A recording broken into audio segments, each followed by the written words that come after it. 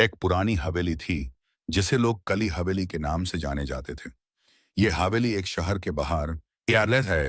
ये वतन पास तरह अनेक भय के अंधेरे और खौफनाक जंगल के बीच में स्थित थी। कई सालों से उस हवेली में कोई नहीं रहता था।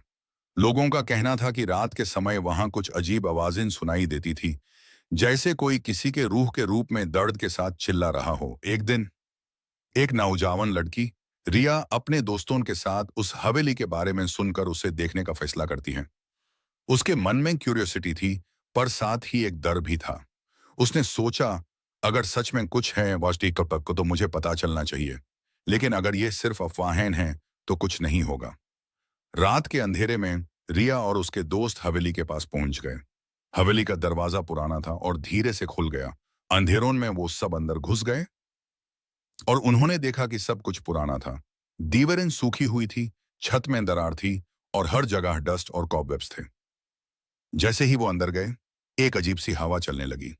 रिया ने देखा कि एक पुरानी तस्वीर दीवार पे लटकी हुई थी, जिसमें एक औरत की तस्वीर थी जो काफी खूबसूरत लगती थी, लेकिन उसके चेहरे पर एक छुपी हुई उदासी थी। रिया की आंखों से नहीं हट रहा था वो तस्वीर, जैसे वो औरत उसे देख रही हो।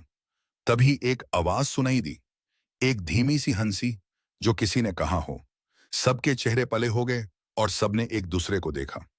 रिया ने अपने दोस्तों से कहा, यह सब बस एक खेल हो सकता है, हम सबको डर के साथ जीना नहीं चाहिए। लेकिन जैसे ही उन्होंने एक और कदम आगे बढ़ाया, हवेली के अंदर से एक भारी आवाज सुनाई देने लगी, जैसे कोई भारी सांस ले रहा हो।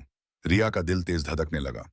उसने देखा कि एक पुरानी मूर्ति, जो पहले एक कोना में थी, अब धीरे धीरे मूव कर रही थी, जैसे कोई उसे हिला रहा हो। तभी एक भरी आवाज रात के गहराइयों से गूंज उठी, जाओ, यहां से चले जाओ, यह मेरा घर है।